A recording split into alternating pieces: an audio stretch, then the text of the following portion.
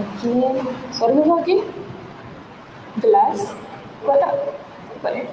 Bismillahirrahmanirrahim. Innal hamdalillah nahmaduhu wa nasta'inuhu wa nastaghfiruh wa na'udzu billahi min shururi anfusina wa min sayyiati a'malina. Man yahdihillahu fala mudilla lahu wa man yudlil fala hadiya lahu. Wa asyhadu an la ilaha illallah wahdahu la syarika lahu wa asyhadu anna Muhammadan 'abduhu wa rasuluh. Amma ba'd.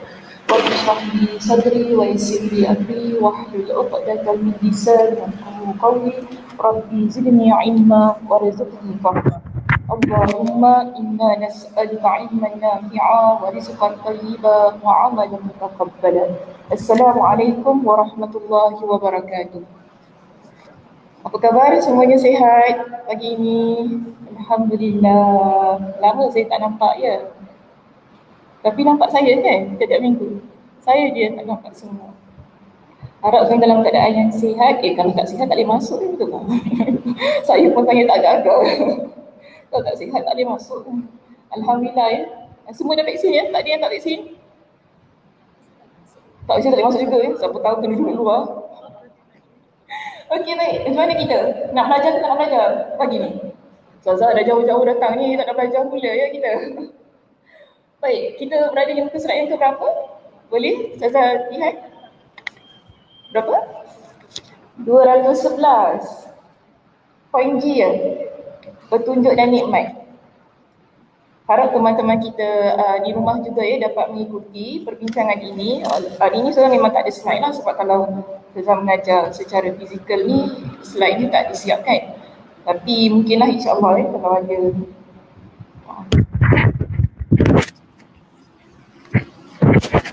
Macam-macam.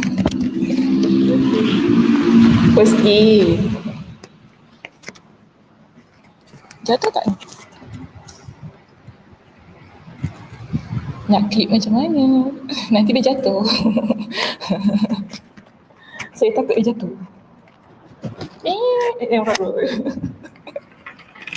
Ada pin.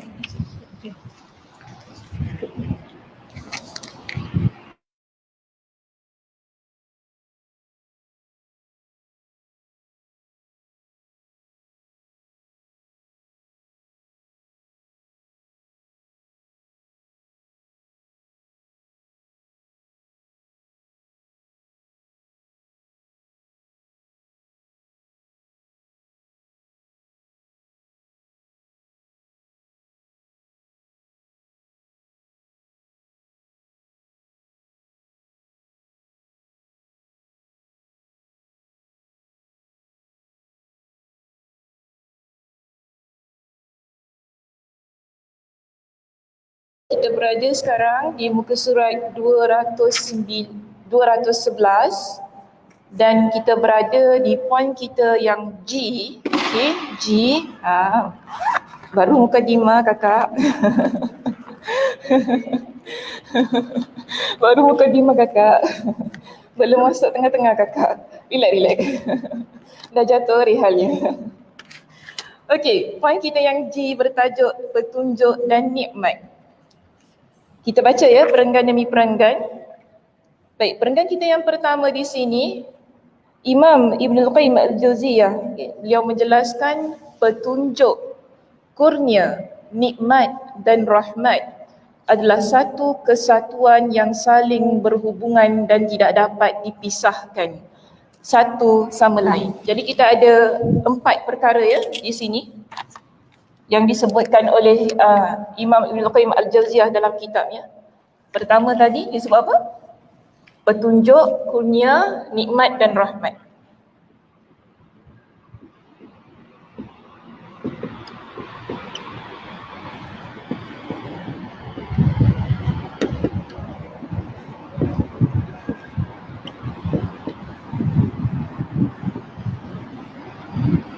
Jadi kita ada 4 yang mana keempat-empat ini kita dah pernah bincangkan pada poin-poin kita yang berikutnya. Okey, kita dah pernah bincangkan tentang petunjuk, kita pernah bincangkan tentang kurnia, nikmat dan juga rahmat. Jadi Imam Ibnul Qayyim Al-Jauziyah dia kata apa? Keempat-empat perkara ini memiliki hubung kait.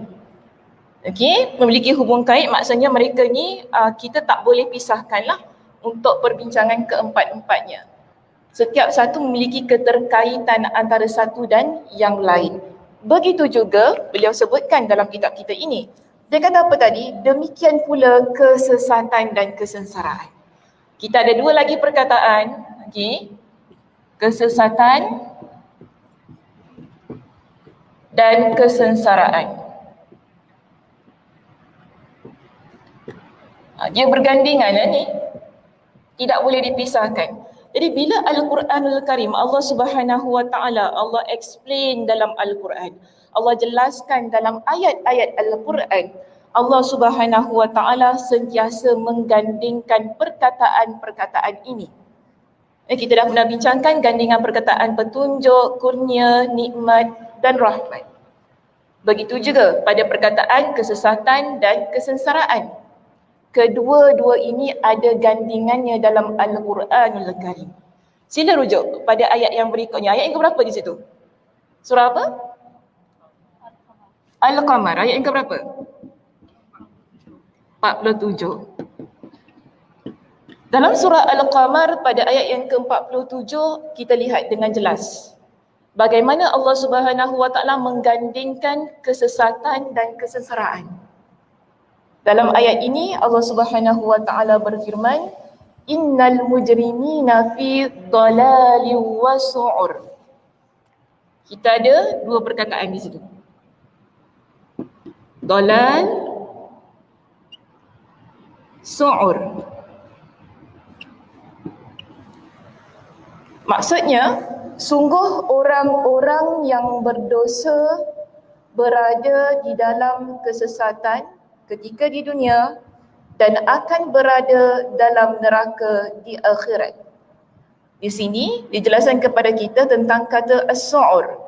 Kata as-su'ur bermakna azab yang merupakan puncak kesengsaraan. As-su'ur maksudnya puncak kesengsaraan. Sengsara ni ada banyak. Tetapi yang paling sengsara kita guna perkataan su'ur. Okay, yang paling sengsara kita guna perkataan su'ur. Sebab tu tadi Imam Ibn Al-Qayyim kata apa? Ia adalah puncak. Yang paling tinggi kesengsaraan itu ialah su'ur ini.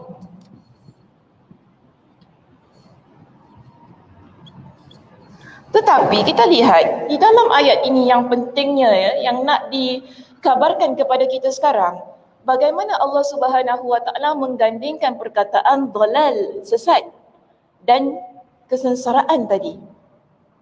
Allah kata apa? Orang-orang yang berdosa, mereka ini berada dalam kesesatan ketika mereka di dunia. Orang yang melakukan dosa ketika di dunia, mereka berada dalam keadaan yang sesat.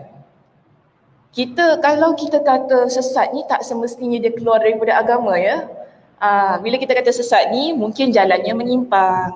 Ada perkara-perkara yang dilakukan yang melanggar perintah Allah Subhanahu Wa Taala. Itu maksudnya. Tak semestinya orang itu kita kata awak keluar agama, awak sesat. Tak. Tapi kalau mana-mana di kalangan kita yang melakukan dosa. Sebab tu tadi Allah sebutkan innal mujrimina. Sesungguhnya orang-orang yang melakukan dosa. Mereka yang melakukan perbuatan dosa. Allah kata mereka berada pada dhalal wa su'ur. Su'ur tadi dalam kitab kita sebut apa? Ajar tak ada kitab? Tak? Apa tu? Su'ur masuk tadi.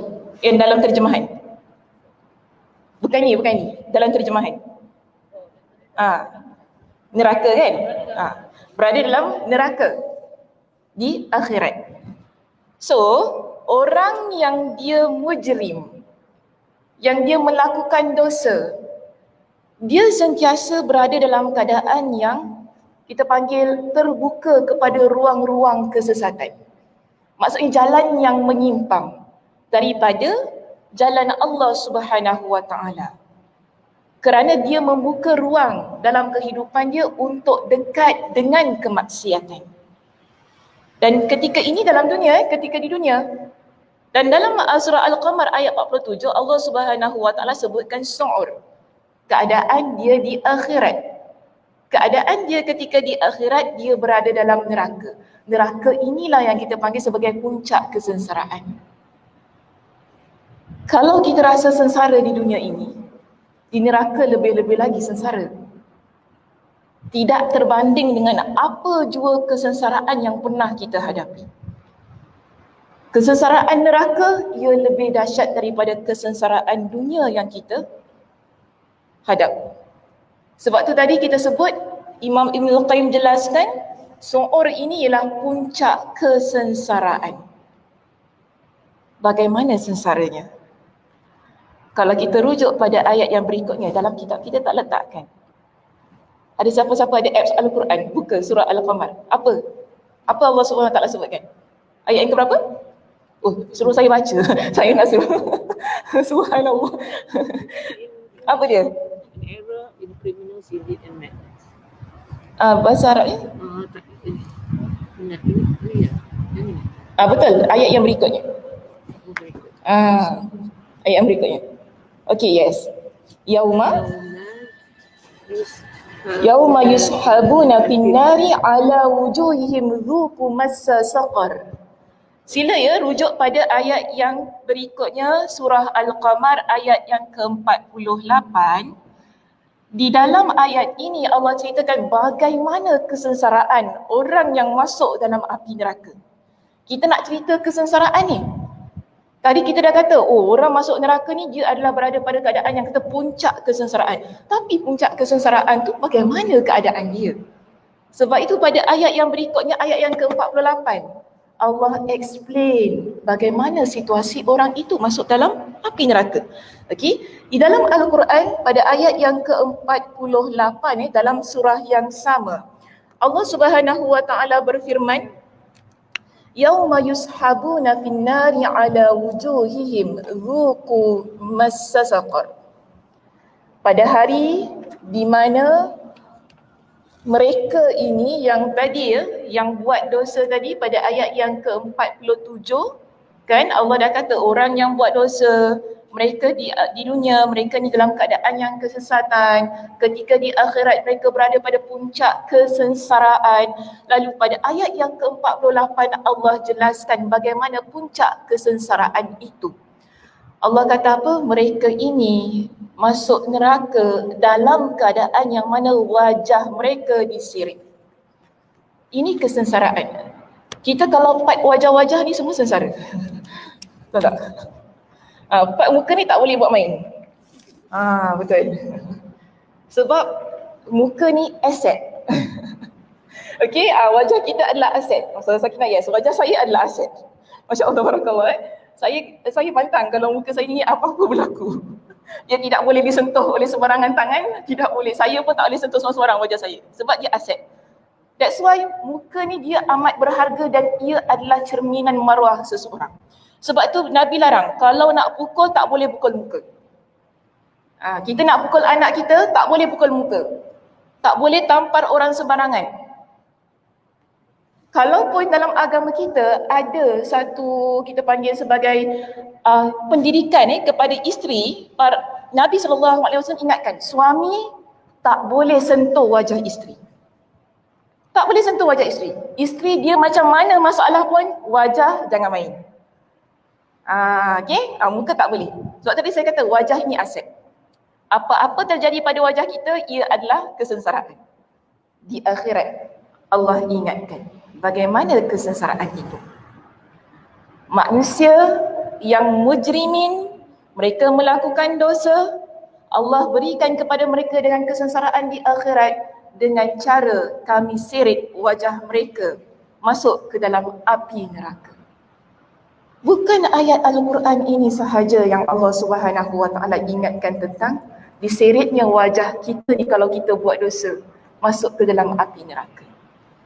Nabi SAW dalam pelbagai macam hadis, Nabi mengingatkan ada dosa-dosa yang mana bila seseorang itu dia lakukan, Allah Subhanahu wa taala akan mengheret wajahnya masuk ke dalam api neraka. Daripada wajah, kita tak kata kita angkat terus campak, tak. Tapi kita seret muka dia, baru kita campak. Itu sengsara namanya. Sebab tu tadi bila Allah Subhanahu Wa Taala sebutkan orang itu diseret wajahnya, baru dikatakan luku massa saqar, rasakanlah sengsara ataupun kesiksaan api neraka. Yang mana awalnya Allah mulakan dengan wajah seseorang yang mujrimin, yang dia melakukan dosa. Dan Nabi SAW pernah pada satu masa, Muaz ibn Jabal radhiyallahu an, dia tanya kepada Nabi, wahai Rasulullah, tunjukkan kepada aku dengan amalan yang mana boleh mendekatkan aku ke dalam syurga dan menjauhkan diriku daripada api neraka. Pernah biasa dengar ayat biasa dengar hadisnya? Okey, apa yang Nabi SAW jawab? Biasa dengar hadisnya? Saya pergi sini ni, berdebar-debar orang sebelah sini ya. Alamak, jangan dia tanya kat sini pula. Nabi pernah ditanya oleh Muaz, wahai Rasulullah, kau tunjukkanlah kepada aku dengan amalan yang mana ia boleh mendekatkan aku kepada syurga dan menjauhkan aku dari api neraka. Nabi jawab dengan rukun Islam kita. Okay, saya tak nak baca satu-satu lah. Saya bagi rukun Islam kita. Sebab saya yakin semua muslimah di sini tahu rukun Islam itu apa. Jadi Nabi SAW jawab, berikan jawapan kepada Muaz, amalkan rukun Islam, kan? Tidak mensyirikkan Allah, solat, puasa, bayar zakat, menunaikan haji ke Baitullah bagi yang mampu. Di dalam hadis ini Nabi SAW juga menunjukkan kepada Muaz ibn Jabal bahawa bukan itu sahaja, orang yang mana dia dekat pada syurga dan jauh dari neraka, Nabi SAW ingatkan kepada dia, orang itu juga dia berpuasa sunat, solat sunat, bersedekah. Maknanya bukan sahaja mengamalkan yang wajib, tetapi juga melaksanakan perkara-perkara yang sunat. Ini kita panggil sebagai amalan-amalan yang mendekatkan diri kita kepada syurga. Namun yang cantiknya, di akhir hadis ini Nabi tanya kepada Muaz. Nabi kata, adakah engkau tahu bagaimana kita boleh memiliki semua itu? Dalam keadaan kita melaksanakan semua tadi, rukun Islam kita puasa sunat, kita solat sunat, kita bersedekah, banyak bersedekah dalam kehidupan, yang mana amalan itu betul-betul menjamin keadaan diri kita bagaimana? Nabi tunjuk pada Muaz apa? Lidah. Nabi tunjuk lidah ni. Nabi kata apa? Jaga lidah. Muaz tanya kepada Nabi, wahai Rasulullah, adakah kita akan diseksa kerana perbuatan lidah kita? Nabi kata, ya wahai Muaz. Tidakkah seseorang itu dia akan diheret wajahnya? Ini yang saya nak bawa masuk. Kita bincang tentang wajah tadi kan, diseret kan? Nabi kata kepada Muaz, bukankah seseorang itu diheret wajahnya masuk ke dalam api neraka hanya perbuatan lidah dia? Orang yang dia laksanakan, kita kata rukun Islam kita, dia solat 5 waktu kan, dia berpuasa, dia bayar zakat, dia pergi umrah ke pergi haji kan. Tapi kalau lidah dia jahat agak-agak macam mana? Dia tak beri kesan kan pada amalan dia kan. Kita mesti fikir, kita mesti pelik lah. Kita fikir, dia tu solat hajar kau 5 kali kau hajar, ya Allah ya Tuhan. Setiap kali jumpa, ya Allah ya Tuhan. Aku na'udzubillah min zalik, aku jumpa dia, ya Allah. Sebab apa? Lidah dia. Kita tak boleh tahan dengan ucapan dia yang menyebabkan kita tak senang dengan dia. Padahal Masya Allah, tabarakallah, jaga solat, mungkin ahli masjid kita kata kan, orang yang sentiasa kita nampak dia selalu banyak bersedekah, tapi sayang, lidah dia bermasalah. Sebab tu tadi Nabi kata kepada Muaz, semua yang kita buat itu tadi tentang rukun Islam kita yang 5, kemudian tentang amalan-amalan sunat kita, semuanya itu yang akan menjaganya adalah lidah kita. Maknanya ibadah yang kita laksanakan yang menjadikan kita sebagai saya kata bukan sebagai calon penghuni syurga.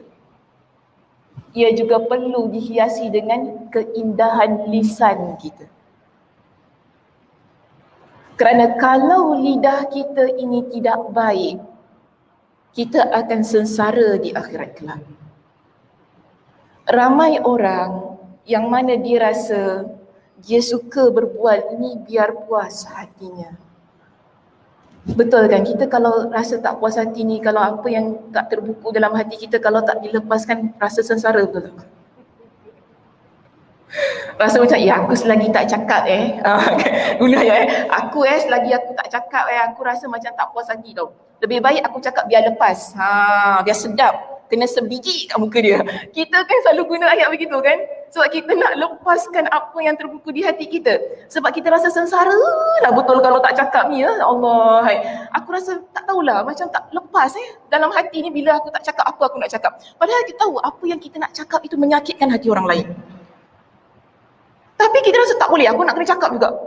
Ada orang begitu. Sebab apa dia rasa sengsara? Tapi kena ingat, rasa sengsara itu tadi yang kita tak lepaskan, mana lagi sengsara? Mana lagi sengsara? Su'ur ataupun sengsara dekat hati tadi. Neraka itu lebih sengsara. Sebab ia puncak kesengsaraan. Dan Nabi SAW dah ingatkan kepada kita, lidah perlu dijaga. Percakapan kita perlu dijaga. Apa yang kita nak cakap kena fikir. Ia tak boleh sembarangan. Ia bukan tentang semata-mata kita memuaskan hati kita dengan perkataan-perkataan kita.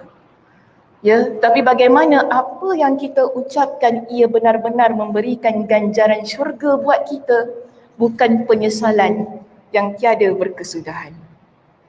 Sebab itu bila kita lihat pada ayat yang berikutnya, apa kata Allah Subhanahu wa taala?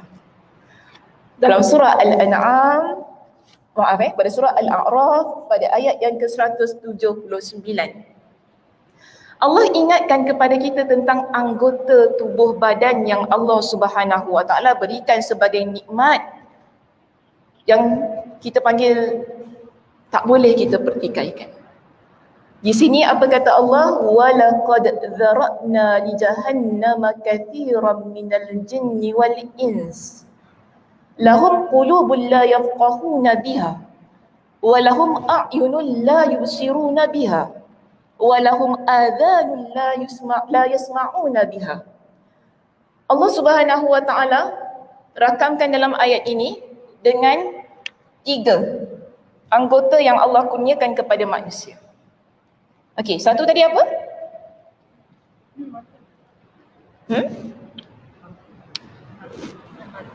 Hati? Hati dulu ke? Okey, betul-betul. Hati. Hati apa? Hati ayam. Sedap masak hati ayam. Balik ni bakar-bakar pergi beli hati ayam. Masuk. Hati ayam ni kalau goreng hati ayam ni kalau goreng muntah-muntah sedap lah. Kalau dia goreng terlampau masak je keras kan, tak bagus. Kalau gitu saya tak berapa makan sangat lah. Dia kalau muntah-muntah yang ada darah-darah sikit tu okey lah. Dah goreng dengan rempah kan okey sikit. Dia sedap sikit makan. Kalau dia keras tak berapa sedap. Saya tak ajar masak ya, cik-cik lebih pandai daripada saya. Tak, itu mak saya lah selalu masak gitu. Okey, kita ada hati, kemudian kita ada mata. Lagi satu apa?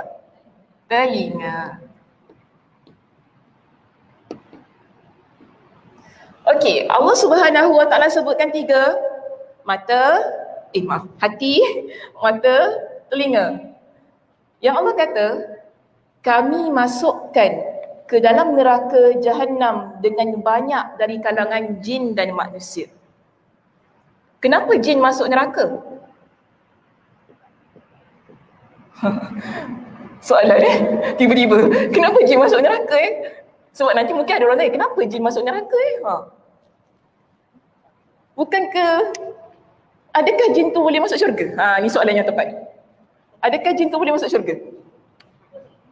Boleh. Kenapa boleh? Macam mana? Dia macam manusia. Dia makhluk Allah. Oh, jawapan dia. Ada jin Islam, Ustazah. Pernah jumpa jin Islam? Tak pernah ya, confident berbual. Ada jenis Islam Ustazah. Kakak cakap macam, ada jenis Islam Ustazah. Oh betul-betul, ada jenis Islam betul-betul. Saya tak nafi. Betul-betul, ada jenis Islam. Maknanya jin dan manusia ini mereka ada taklif. Maknanya kedua-duanya sama. Diperintahkan untuk beribadah. Kan ada Allah kata, tidaklah kami ciptakan jin dan manusia melainkan untuk beribadah. Sebab itu jin juga ada tempatnya dalam syurga dan neraka. Tu orang tanya, apa kenapa jin tu jahat? Mestilah manusia boleh jahat juga. Kan? Kenapa jin Islam tu jahat? Ada orang pernah tanya saya, Ustazah, kenapa jin Islam tu jahat? Saya tanya dia, orang Islam ada jahat tak? Betul tak? Orang Islam ada jahat tak? Ada, samalah juga keadaannya. Kan ujian, dosa, pahala. Sebab tu kita tak boleh kata, oh je jin Islam datang dekat saya, pakai jubah Ustazah. Takkanlah dia jahat? Belum tentu. Kita pun ramai orang pakai jubah, pakai serban, masalah juga. Tiba-tiba kan, so ada kan orang kata dekat saya gini, saya ni adalah satu malam ni kan ada jin ni, dia datang kat saya, dia pakai jubah, dia pakai serban. So dia ajar saya dengan amalan. Dia kata jangan tinggalkan amalan ni, nanti anak cucu awak selamat. Dia kata gitu. Tapi macam mana saya nak amal ke tidak? Nak amal ke tidak ni? Semua tengok saya kenapa? Semua tengok macam berdebar-debar. Nak amal ke tidak? Mana dia boleh garanti anak cucu selamat? Mana dia boleh jamin anak cucu kita selamat? Bagus kakak. Ini untuk orang yang berfikir. Kalau orang yang tak berfikir, dia kata, Allah bagus jin ni, Islam baik dia. Takkanlah dia jahat, dia nak ajar kita amalan yang tak baik. Saya kata gini jangan main-main. Jangan ambil apa-apa ajaran daripada makhluk yang kita tidak kenali. Nanti dia akan tuntut di akhirnya. Ini bahayanya. Ini bahayanya. Dia akan ingat, kau tak ingat dulu aku ajarkan kau amalan? Setiap amalan ada ganjaran. Tiba-tiba dia minta darah anak kita macam mana? Tiba-tiba buat Islam. Cerita, maaf saya try. Pernah tu ada satu kes. Minta maaf lah kalau saya cerita pasal jin ni, sebab tadi cakap pasal jin kan. Satu kes ni, dia memang datang dalam keadaan yang cantik. Tapi kemudian lama kelamaan, dia datang dalam keadaan yang tidak baik. Sebab tu saya kata hati-hati. Jangan sebarangan. Kita mengambil amalan-amalan daripada makhluk yang kita tak kenal. Kita tak pasti ni siapa. Kita Ustaz Ustazah pun ada ARS kan, betul tak? Takkan jin nak mengajar seorang-seorang. Kita kan, kita nak ambil ajaran agama ni, kita semua manusia ni, kita mesti tengok, Ustaz ni betul ke tak? Dia ajar ajaran sesat ke tidak? Betul kan? Dia ni betul tak? Dia belajar daripada mana? Kita nak tahu history, background dia, pendidikan dia semua mana? Takkan tiba-tiba jin datang ajar amalan tu ambil. Habis tu takkan saya nak tanya awak daripada Universiti Al-Azhar ke apa macam mana ni? Takkan saya nak tanya dia, jin awak ni daripada mana? Universiti graduate mana Jordan ke macam Saudara Sakinah UKM? Kawan Saudara Sakinah takkan tanya gitu betul tak? Sebab tu kita memanglah tak boleh nak tanya, investigate macam kita manusia ni kan. So, jangan main-main lah tu saya kata. Sebab mereka boleh saja memberikan kepada kita dengan amalan-amalan, tapi nanti di akhirnya dia akan tutup. Sebab ada kes yang berlaku begitu. Di akhirnya lepas beberapa tahun dia mula ganggu. Mula ganggu anak, mula ganggu ni kan. Dia sebab apa? Bagi dia tak adil. Aku dah ajar kau gini. Sebab tu ada kan bila Abu Hurairah, dia Nabi SAW dia jumpa pada Nabi. Dekat Masjid Yusuf Ishak saya baru ajar kan. Jin ni ajar dia kalau baca ayat kursi sebelum tidur, Allah akan jaga engkau dan syaitan takkan ganggu engkau sampai esok pagi.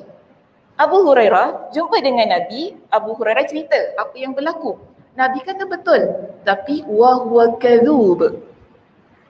Apa yang syaitan tu cakap betul tentang ayat kursi, tentang keutamaannya kita nak tidur. Sebab ada banyak hadis-hadis yang lain selain daripada hadis jin tadi kan, yang Abu Hurairah dapat daripada jin tu. Tapi yang saya nak tekankan, Nabi sendiri kata, syaitan ini, dia kebiasaannya adalah pendusta. Ini Nabi kata, wa huwa kadzub. Tapi dalam kes engkau ni memang dia cakap betul. Namun kebiasaannya dia adalah pendusta. Sebab tu, itu Abu Hurairah lain lah. Kita ni bukan Abu Hurairah. Kita bukan Abu Hurairah. So hati-hati. Kita kata, Abu Hurairah pun jin ajar dia, takkan jin tak boleh ajar kita. Macam gitu kan. Kita kata, tapi tak boleh. Kena hati-hati. Sebab apa? Jin ni juga makhluk yang Allah Subhanahu Wa Taala uji mereka.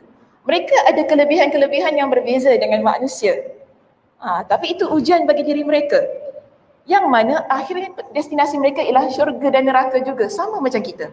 Jika mereka betul-betul adalah jin yang saleh-salehah, yang betul-betul bertakwa kepada Allah, Allah Subhanahu Wa Taala akan masukkan mereka ke dalam syurga Allah. Tapi kalau mereka jenis yang memang mengganggu, jenis yang memang ni lah bersahabat dengan syaitan, kita pun ada yang bersahabat dengan syaitan kan? Bersahabat dengan syaitan kan? Banyak perkara yang Allah Subhanahu Wa Taala telah ingatkan tentang jin dan manusia ini, tempat mereka sama ada neraka ataupun syurga. Jadi dalam ayat ni surah Al-A'raf ayat berapa tadi? 179. Allah ingatkan kepada kita, dalam neraka penghuninya yang ramai adalah di kalangan jin dan manusia. Akan dimasukkan di kalangan jin manusia. So kita faham, dalam neraka ini bukan hanya ada kita, tetapi ada di kalangan jin. Kemudian lagi satu jangan lupa, ada iblis, ada syaitan. Tapi ini ialah yang kita panggil sebagai jin dan manusia yang Allah berikan taklif ataupun tanggungjawab untuk kita beramal dan beribadah. Baik. Namun di dalam ayat ini Allah Subhanahu Wa Taala ingatkan jin dan manusia, kita ini ada hati. Kita ada mata, kita ada telinga. Yang Allah campakkan ke dalam api neraka, mereka yang memiliki hati, mata dan telinga ialah mereka yang tidak menggunakan ketiga-tiga anggota ini untuk tujuan kebaikan. Saya kaitkan dengan surah Al-Qamar ayat 47, mereka gunakan ia untuk dosa dan maksiat. Innal mujrimina tadi. Okey? Orang yang buat dosa dan maksiat, yang mana Allah Subhanahu Wa Taala dah berikan kepada mereka dengan mata, dengan hati, dengan telinga. Yang mana kita ni bila kita ada hati, jangan lupa muslimah, hati ni tempat letaknya iman kita. Okey, takwa letak di sini. Itu Nabi SAW ingatkan kepada kita. At-taqwa hahuna wa yushiru ila sadrihi thalatha marrat. Takwa itu berada dalam hati manusia dan Nabi SAW tunjukkan pada ke arah hatinya sebanyak 3 kali. Menunjukkan kepada kita keimanan, takwa ia letak dalam hati kita. Namun, kalau kita hiasi pada hati itu tadi, yang dengan kemaksiatan, dengan dosa itu tadi kan, inilah yang menjadi penyebab seseorang itu dia akan masuk ke dalam neraka Allah. Begitu juga dengan mata kita. Allah Subhanahu Wa Taala berikan kita dengan nikmat mata. Tujuannya untuk antara yang paling penting ialah untuk membaca Al-Quranul Karim, untuk kita baca hadis Nabi sallallahu alaihi wasallam. Kita gunakan nikmat mata kita ini untuk lihat perkara-perkara yang menambahkan keimanan kita kepada Allah Subhanahu Wa Taala, bukan lihat perkara-perkara maksiat. Lalu kita kata apa? Allah, indahnya ciptaan Allah. Lain macam tu nampak kan? Indahnya ciptaan Allah. Padahal dia tengok perkara maksiat. Ini maknanya dia menggunakan apa yang Allah Subhanahu Wa Taala berikan kepada diri dia untuk tujuan kemaksiatan. Orang yang begini, kami masukkan mereka ke dalam api neraka. Begitu juga dengan pendengaran kita. Dengar perkara yang baik-baik. Okey?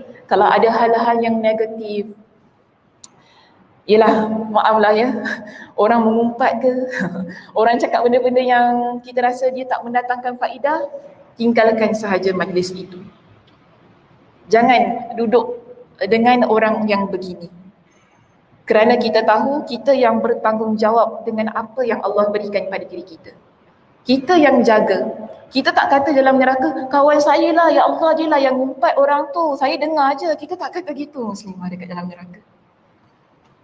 Bahkan kalaupun kita menyalahkan syaitan dalam neraka ni, syaitan kata apa? Apa pula aku? Syaitan kata gitu. Salahkan aku pula. Aku suruh je, aku tak suruh kau dengar. Macam tu kan? Dia tak boleh terima. Kalau kita kata, Allah ni syaitan lah yang goda saya. Saya tak nak buat, dia goda saya. Kita kata kita di hadapan Allah. Syaitan tak terima. Dan Allah Subhanahu Wa Taala juga tidak menerima alasan kita. Kerana kita tahu dosa dan pahala. Ya, kita tahu tentang ibadah dan maksiat. Kita juga tahu mana yang betul dan salah. Kita boleh menilai kerana Allah Subhanahu Wa Taala memberikan kepada kita dengan akal. Hati yang beriman kepada Allah. Orang yang beriman, maknanya tadi hatinya kan, yang lahum qulub, hatinya itu memiliki keimanan. Dia tu boleh berfikir, betul tak tadi?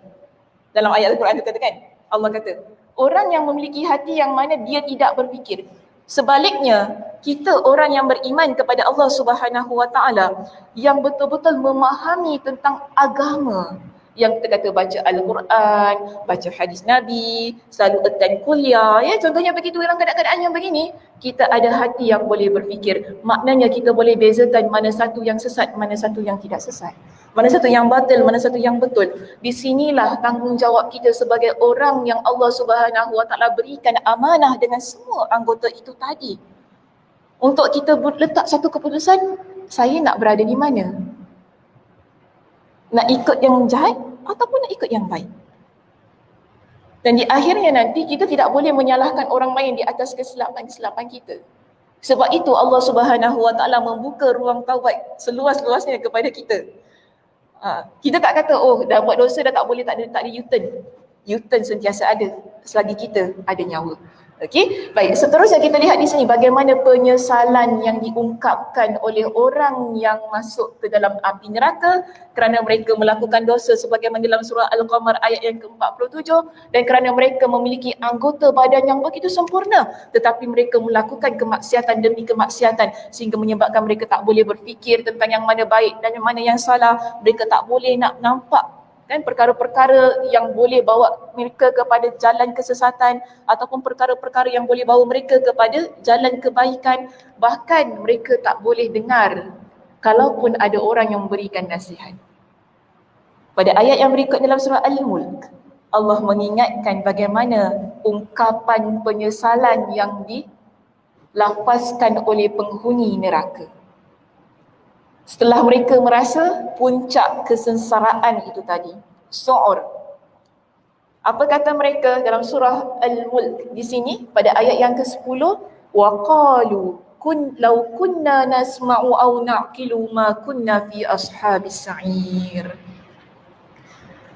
Mereka yang dah masuk dalam api neraka ini pun kata, kalaulah dulu kami ni dengar, kalau dulu kami ni fikir perkara-perkara yang Allah Subhanahu Wa Taala dah bentangkan di hadapan mata kami, taklah kami ni akan termasuk di kalangan penghuni neraka yang menyala-nyala.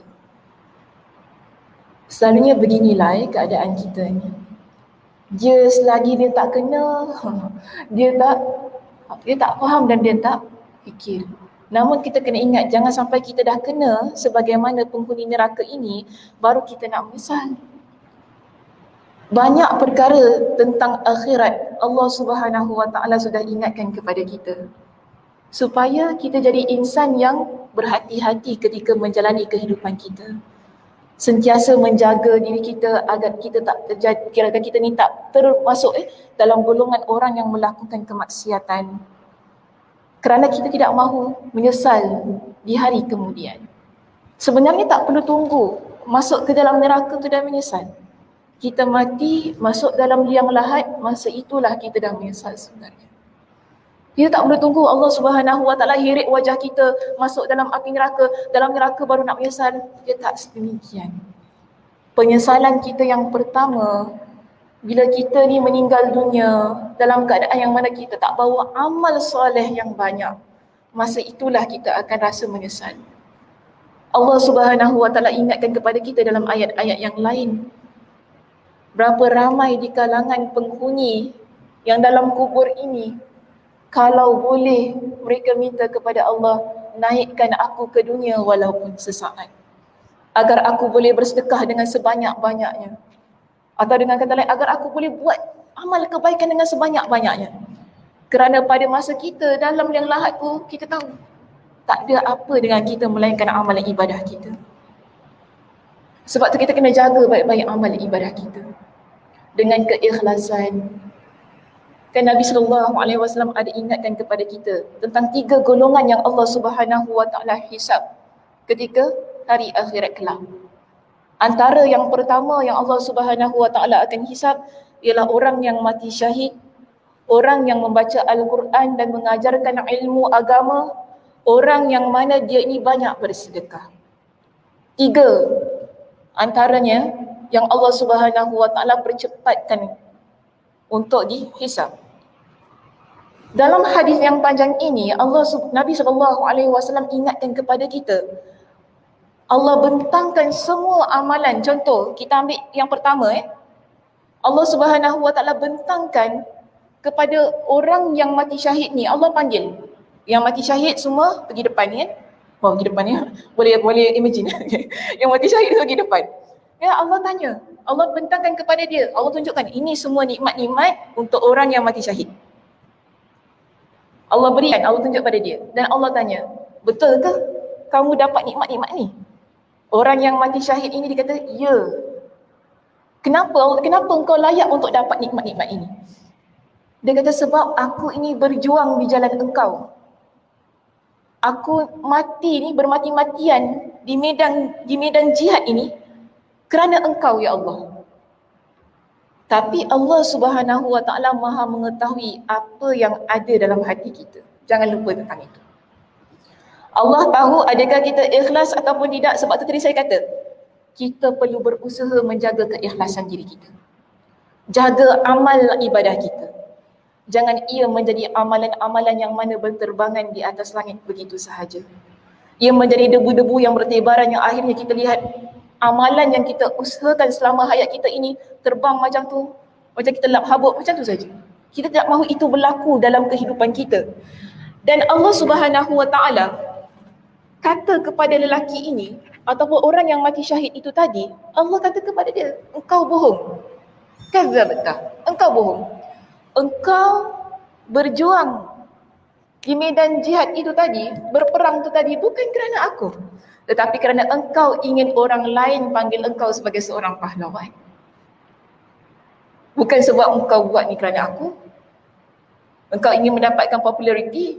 Orang panggil engkau, oh dia ni hebat, dia bagus. Itu sebabnya. Allah Subhanahu Wa Taala Maha mengetahui kita buat satu amalan itu kerana apa. Dan apa yang Allah perintahkan untuk lelaki itu tadi. Allah perintahkan dia disirit wajahnya. Nampak ya? Berkaitan balik dengan surah Al-Qamar ayat yang ke-47. Allah perintahkan lelaki itu tadi, dia dah mati syahid muslimah. Mati syahid ni bukan sebarangan ya ganjarannya, syurga Allah Subhanahu Wa Taala. Tetapi Allah Subhanahu Wa Taala Maha mengetahui apa yang tersembunyi dalam hati kita. Ikhlas ataupun tidak. Kita buat amalan ini kerana apa? Kerana pujian manusia ataupun memang betul-betul kerana Allah Subhanahu Wa Taala. Lihat contoh yang Nabi SAW berikan. Sia-sia amalan dia.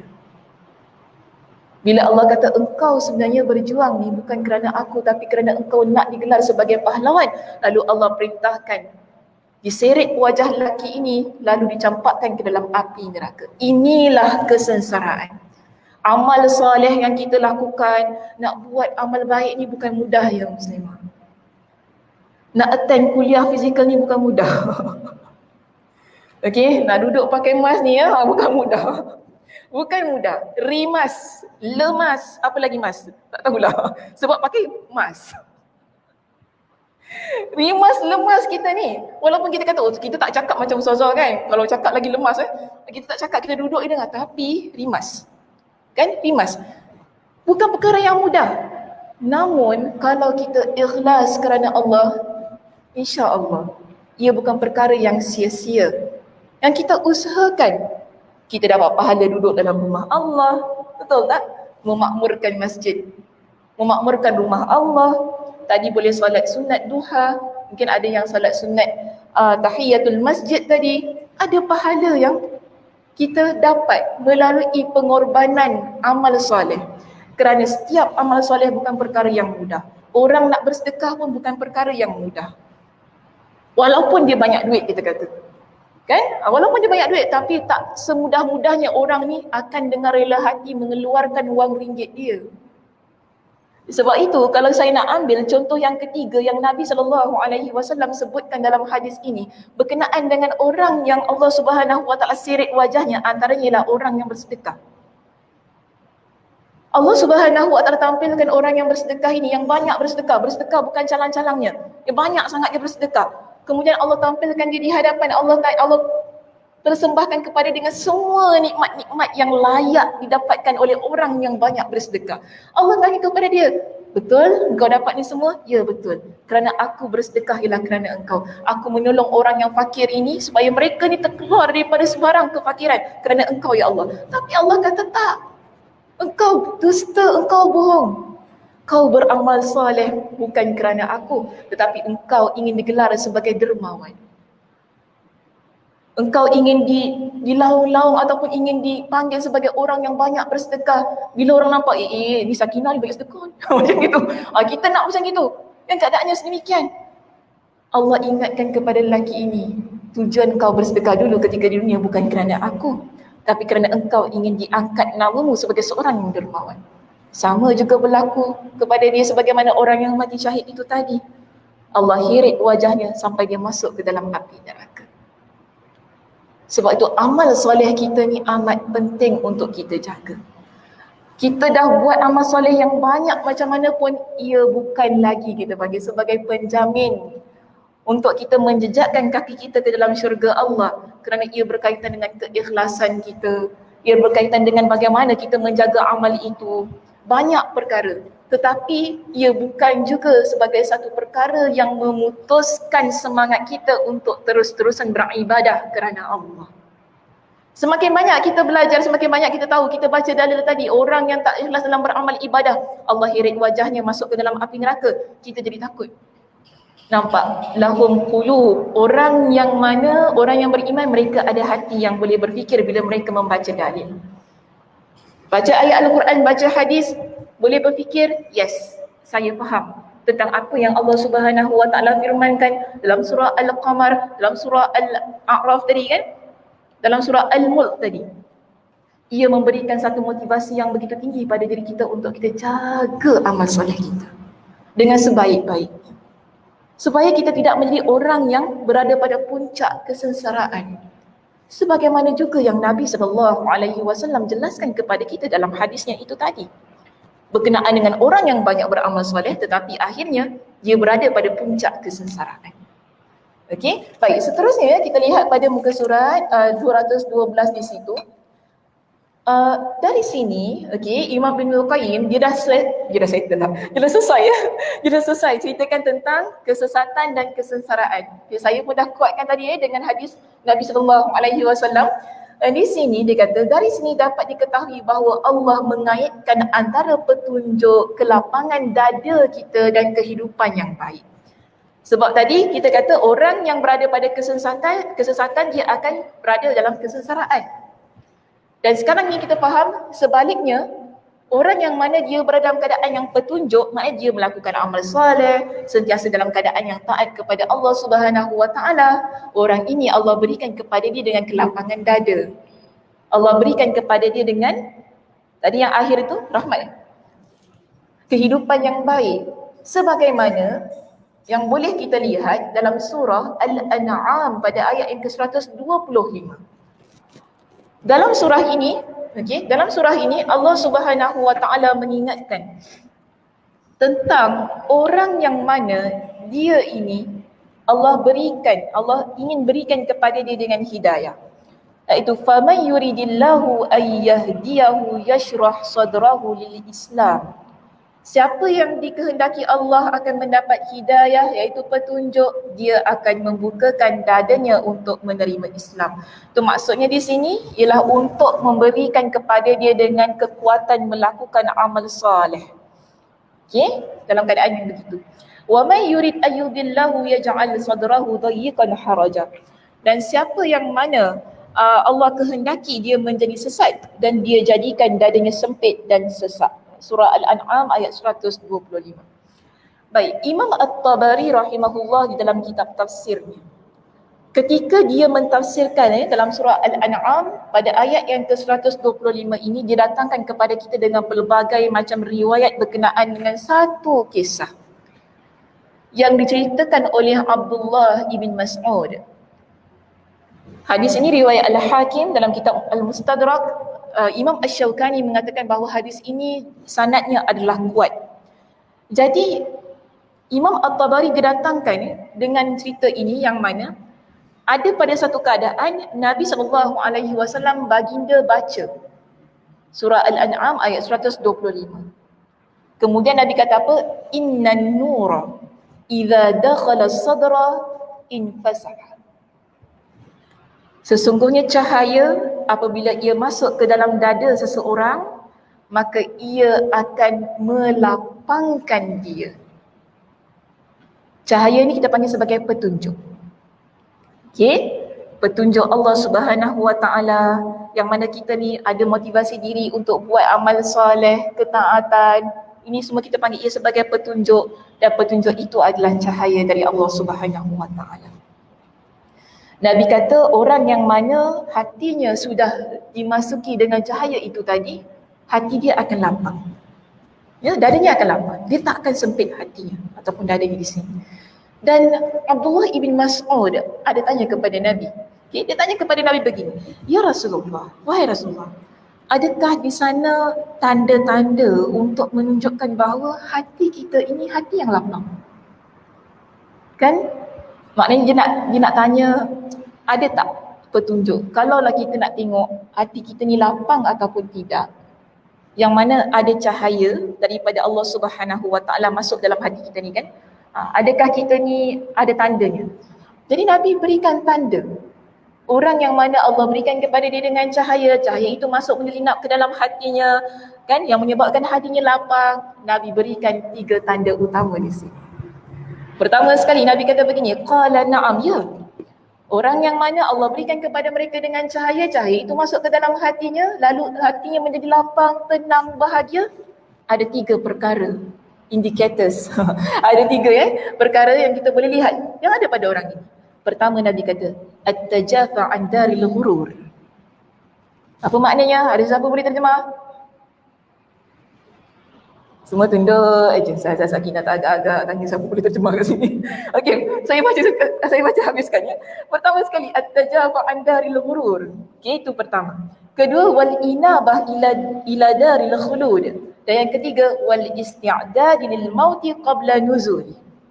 Pertama sekali Nabi kata tandanya ialah apabila orang ini dia menjauhkan dirinya daripada hal-hal yang mendatangkan kerugian.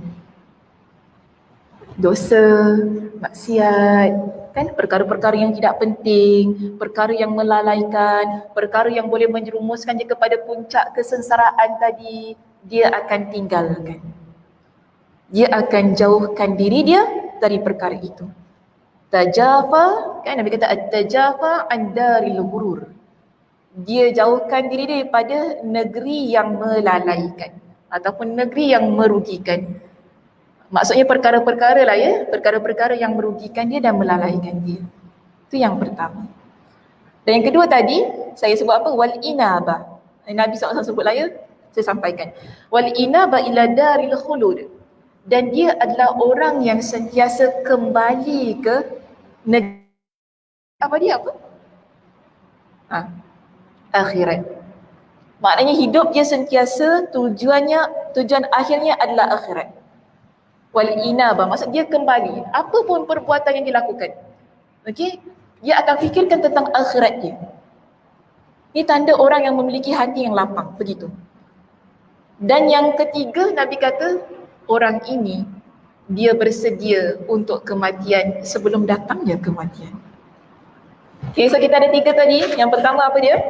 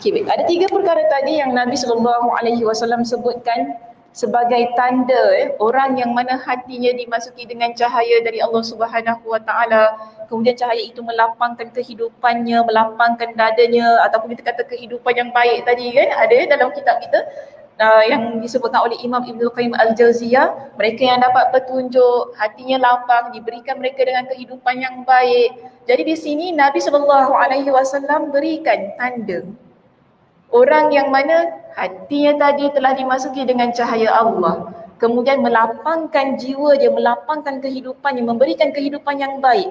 Pertama, bila Abdullah ibn Mas'ud tanya, Nabi kata pertama, orang ini dia jauh daripada negeri yang lalai ataupun negeri yang rugi tadi. Negeri yang rugi ni sebenarnya kita fahamilah dunia lah. Dunia ni ada banyak perkara-perkara yang melalaikan. Tapi senang ni nak kata, kita ni ketika kita hidup di dunia ni, di negeri yang melalaikan ini, kita jauhkan diri kita daripada perkara dosa dan maksiat. Okay, pertama. Kemudian yang kedua, Nabi SAW kata apa? Wal inabah ila daril khulud. Iaitu orang ini, dia kembali ke negerinya yang abadi. Maksud yang lebih jelas di sini, orang yang mana hatinya telah dipenuhi dengan cahaya Allah, yang melapangkan kehidupannya, hidupnya adalah semata-mata untuk akhiratnya. Atau dengan kata lain, lillahi ta'ala. Apapun yang dia buat kerana Allah. Tadi kan kita fokus pada ibadah. Ibadah kita kerana Allah, belajar kerana Allah. Apapunlah yang kita lakukan. Jadi seorang isteri, buat pekerjaan rumah ini juga kerana Allah. Niatkan kerana Allah Subhanahu Wa Taala. Sebab kita tahu dunia ini tidak kekal. Kehidupan ini terlampau melalaikan kita. Yang kita nak kejar ialah negeri yang abadi itu tadi. Sebab tu orang yang beriman kepada Allah, kehidupan dia akan ingat yang akhirnya adalah akhirat. Sebab kita semua akan mati. Dan Nabi kata untuk yang ketiga, orang ini dia bersedia untuk kematian dia. Kerana kesedarannya pada kedua perkara di atas. Dia tahu dia berada pada negeri yang lalai, negeri yang tidak kekal, tempat kembalinya adalah akhirat. Sebab itu dia bersedia untuk kematian dia. Ini adalah tanda-tanda diri seseorang yang mana hatinya sudah penuh dengan cahaya Allah, yang menjadikan dirinya ataupun kehidupannya lapang. Hatinya tak sempit. Jadi beginilah ya Imam At-Tabari beliau mentafsirkan surah Al-An'am tadi kan? Surah Al-An'am pada ayat ke-125. Okey, ayat yang ke-22 dalam surah Az-Zumar di bawah itu sama juga. Kemudian kita lihat di sini yang perenggan kita yang kedua terakhir. Begitu pula Allah Subhanahu Wa Taala mengaitkan antara petunjuk dan taubat kepadanya. Jadi tadi Allah kaitkan petunjuk dengan jiwa yang lapang dan juga kehidupan yang baik. Sekarang ini kita nak bincang, Allah kaitkan dalam Al-Quran petunjuk dan taubat. Okey, petunjuk dan taubat. Sebagaimana yang terdapat di dalam surah Asy-Syura pada ayat yang ke-13. Apa kata Allah di dalam ayat ini? Allahu yajtabi ilaihi man yasha wa yahdi ilaihi man yunib. Allah memilih orang yang dia kehendaki kepada agama tauhid dan memberi petunjuk kepada agamanya bagi orang yang kembali kepadanya. Maksud kembali di sinilah orang yang bertaubat kepada Allah Subhanahu Wa Taala. Jadi senang kata begini, saya nak tutup kuliah kita pada pagi ini dengan satu peringatan. Begini. Tadi Allah kaitkan petunjuk iaitu hidayah tadi kan dengan hati kita yang lapang dan juga kehidupan yang baik. So kita ada dua perkara tadi. Kemudian sekarang Allah nak tunjukkan kepada kita bahawa petunjuk itu ia datang pada diri kita. Kita akan dapat hidayah, kita akan dapat petunjuk bila kita jadi orang yang bertaubat kepada Allah Subhanahu Wa Taala. Satu juga perkara yang perlu kita ingatkan. Kita semua tidak terlepas daripada dosa. Setuju? Ke ada yang mengatakan saya tak ada pernah buat dosa? Sila angkat tangan. Semua takut ya, nak angkat tangan kan, pandai je kan. Orang yang kat depan pun boleh pusing tengok, siapa yang tak pernah buat dosa tu? Pusing kepala. 360 darjah pusing kepala tu. Siapa tak pernah berdosa tu? Pusing kepala kan. Maknanya kita semua manusia ni, atas jin tadi ya, okey, kita tak terlepas daripada melakukan dosa. Ada dosa yang kita lakukan. Tetapi kena ingat juga, orang yang berdosa, sebaik-baik pendosa ialah mereka yang bertaubat kepada Allah Subhanahu wa taala. Sebab itu di sini Allah kata petunjuk itu sentiasa dikaitkan dengan taubat. Bila kita bertaubat kepada Allah Subhanahu wa taala, sering kita ini bila kita buat salah, kita tak biarkan diri kita terus-terusan dalam keadaan yang berdosa itu, lalu kita bertaubat kepada Allah Subhanahu wa taala, kita kembali kepada Allah Subhanahu wa taala, Allah Subhanahu wa taala akan kuatkan kita dengan petunjuk demi petunjuk. Maksudnya apa? Allah Subhanahu wa taala akan kuatkan kita untuk terus-terusan beramal soleh. Sebab itu penting kita nak dapatkan kekuatan dalam beramal soleh ini, sentiasa banyak beristighfar dan bertaubat kepada Allah. Nabi SAW satu hari Nabi beristighfar sebanyak 100 kali. Kita beristighfar berapa satu hari? Sedangkan Nabi bukan seorang pendosa. Kerana ada riwayat yang menyatakan bahawa Nabi SAW Allah telah ampunkan dosanya yang telah lalu dan akan datang. Tetapi Nabi SAW memberikan contoh tauladan yang begitu indah bagi umat baginda, iaitu kita semua. Bagaimana diri seorang manusia itu dia tak boleh melepaskan daripada taubat. Dia perlu sentiasa hiaskan dirinya dengan taubat. Setiap hari Nabi kata apa? Ana atubu ilaihi. Aku bertaubat kepada Allah pada setiap hari dan aku beristighfar kepada Allah setiap hari. Ada riwayat yang mengatakan 70 kali. Ada riwayat yang mengatakan 100 kali. Senangnya kita nak kata dalam sehari Nabi banyak beristighfar kepada Allah. Sebagai bukti kepada kita bahawa istighfar, bertaubat kepada Allah, ia adalah jalan untuk kita menuju kepada negeri yang abadi itu tadi. Al-inabah ila daril khulud. Untuk kita kembali kepada akhirat. Kita tak boleh kembali pada akhirat tanpa taubat. Setiap daripada diri kita perlu kembali kepada Allah dengan bertaubat kepada Allah. Banyak-banyak bertaubat kepada Allah. Kita dah, hari ni tak ada dosa ya, tak payahlah istighfar. Kadang-kadang kita juga gitu kan. Hari ni apa nak istighfar? Mungkin kawan kita, kau dah istighfar hari ni? Buat apa? Aku tak dosa pun hari ni. Buat apa? Aku tak dosa pun hari ni? Mungkinlah kita kata sedemikian kan. Tapi tak semestinya orang yang berdosa baru dia nak beristighfar. Kerana begini, kadang-kadang ada dosa yang kita tidak ketahui. Yang kita buat, kita tidak sedar. Dan kita tak perasan, itu dosa rupanya. Ada begitu keadaan-keadaan dalam hidup kita. Sebab itu juga tadi saya kata, tidak ada di kalangan kita yang terlepas daripada dosa.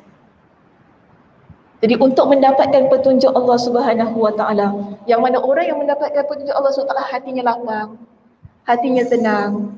Allah Subhanahu wa taala berikan cahaya pada hati dia. Taubat itu antara kuncinya.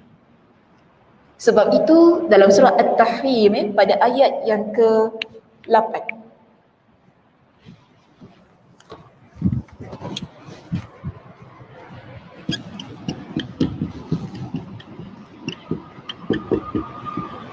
Okay, nanti boleh rujuk ya pada Al-Quran masing-masing. Dalam surah At-Tahrim pada ayat yang ke-8. Allah Subhanahu wa taala ingatkan kepada kita. Setiap diri orang yang beriman, kita ni ada cahaya. Okey? Cahaya ni Allah berikan ketika kita hidup kan? Tadi kita dah bincangkan. Abdullah ibn Mas'ud tanya kepada Nabi, bagaimana orang yang keadaannya Allah berikan cahaya tu tadi kan? Okey, kita dah ada tanda 3 tadi Nabi sebutkan. Di dunia Allah berikan cahaya pada diri orang tu. Cahaya ini kita akan bawa sampai ke akhirat. Okey, orang beriman dia akan bawa cahayanya sampai ke akhirat. Tujuannya ialah untuk memudahkan dia melalui titian sirat. Titian sirat ni tak mudah ya untuk kita lalui. Bukan macam expressway. Beza. Nampak macam senang tapi tak semudah itu. Ramai orang akan tergelincir di titian tersebut. Dan antaranya ialah orang munafik. Dalam surah At-Tahrim pada ayat yang ke-8 tu tadi kan, betul tak ayat saya? Saya macam terfikir ayat 11 pula macam. Pada ayat yang ke-8 itu,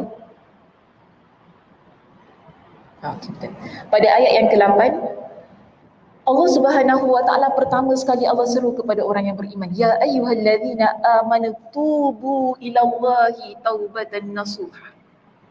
Wahai orang-orang yang beriman, bertaubatlah kepada Allah dengan sebenar-benar taubat. Nampak ya ayatnya taubat, tentang taubat.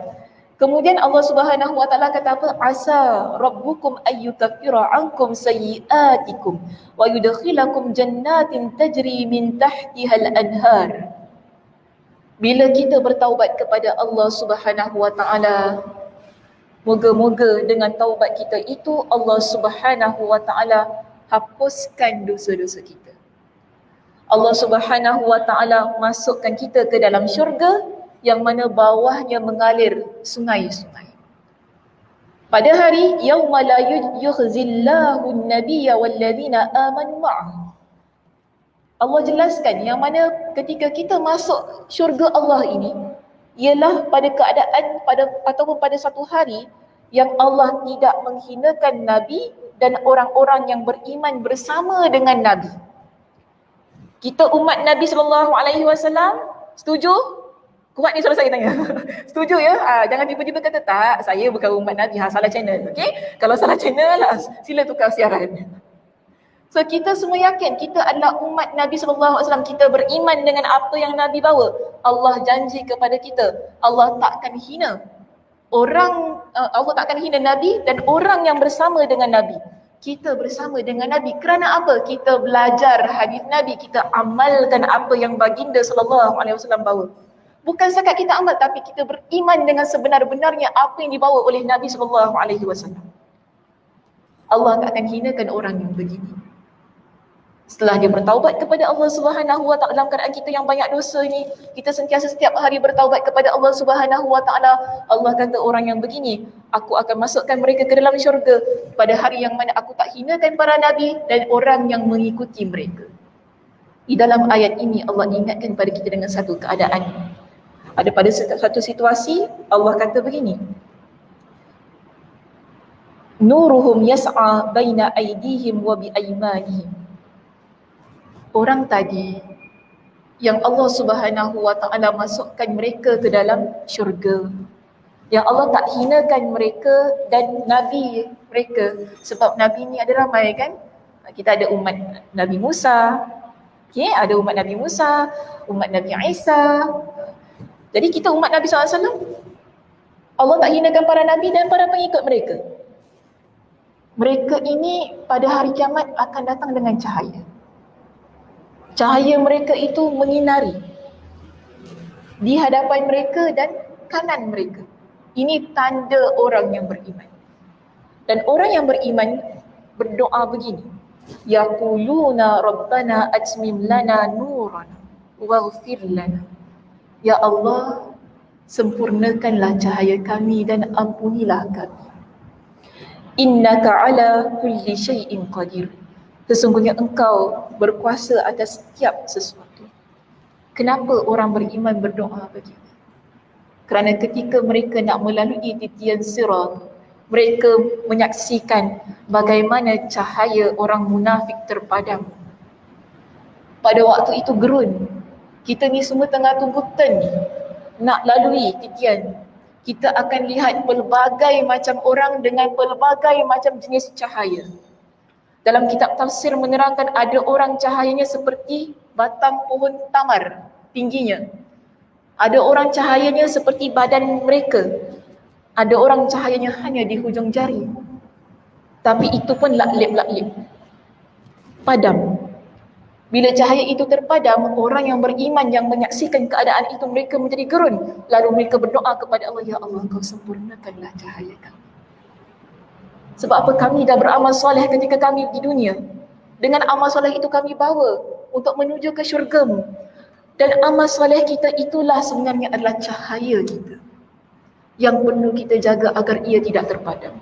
Allah berikan kepada kita dengan cahaya ketika kita hidup di dunia ini dengan amal soleh kita yang kita lakukan sebanyak-banyaknya yang akan kita bawa masuk ke liang lahat hingga kita bawa ia masuk ke dalam syurga cahaya itu. Jangan biarkan ia terpadam. Jaga cahaya kita masing-masing. Cahaya kita tak sama dengan cahaya orang lain. Sebab amalan kita pun berbeza-beza. Kalau mungkin kita ada amalan-amalan soleh yang kita lakukan, jaga keikhlasan kita. Buatlah amal soleh kita kerana Allah, untuk mencari keredaan Allah. Mudah-mudahan itulah cahaya yang kita bawa hingga ke syurga sana. Okey muslimah, itu sahaja perbincangan kita untuk pagi ini. Terima kasih di atas perhatiannya. Mudah-mudahan Allah Subhanahu Wa Taala memberkati dan memberikan kepada kita dengan satu motivasi diri yang kuat, ya, untuk terus-terusan beramal soleh dan beribadah kepada Allah Subhanahu Wa Taala.